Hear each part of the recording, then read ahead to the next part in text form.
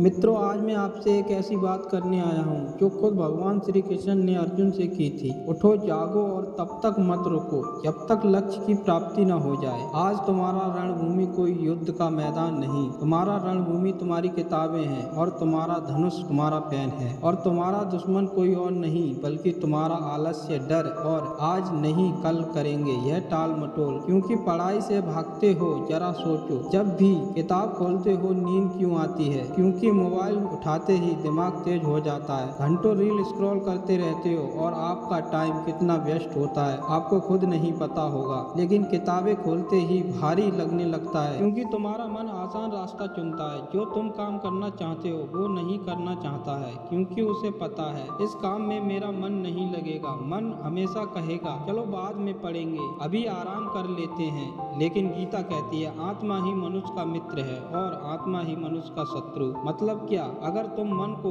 Control कर लेते हो तो वही तुम्हारा सबसे बड़ा सारथी है, लेकिन अगर मन ने तुम्हें कंट्रोल कर लिया तो वही तुम्हें बर्बाद कर देगा। अर्जुन भी डरा हुआ था। उसने कहा था, हे माधव, मैं नहीं लड़ सकता, मेरा मन विचलित हो रहा है, मेरा शरीर पूरी तरह से कांप रहा है और इस काम को करने में मेरे हाथ पैर कांप रहे हैं। श्री कृष्ण ने कहा था, पार्थ उठो, तुम्हारा कर्तव्य युद्ध करना है, युद्ध से भागना अधर्म है। अब सोचो, अर्जुन को कुरुक्षेत्र का युद्ध जीतना था और तुम्हें अपनी पढ़ाई का युद्ध जीतना है। अर्जुन अगर मैदान छोड़कर भाग गया होता तो इतिहास उसे कायर के रूप में याद करता। अगर तुम पढ़ाई से भागते हो तो आने वाली पीढ़ी तुम्हें हारने वाले के रूप में जानेगी। गीता का सबसे बड़ा संदेश है, कर्म करो, फल की चिंता मत करो। अगर तुम 5 घंटे पढ़ते हो तो तुरंत रिजल्ट नहीं दिखेगा, लेकिन यह मत सोचो कि मेहनत बेकार जा रही है। हर दिन का पसीना, हर दिन की पढ़ाई तुम्हारे अंदर ज्ञान और आत्मविश्वास का पहाड़ खड़ा कर रही है। फल अपने समय पर आएगा और जब आएगा तो दुनिया तुम्हारे कदम चूमेगी। आज तुम्हारा असली दुश्मन पढ़ाई नहीं, तुम्हारा असली दुश्मन आलस्य है, ध्यान भटकना, सोशल मीडिया और कल पढ़ने वाली आदत। सोचो, गीता कहती है समय ही सच्ची विजय है।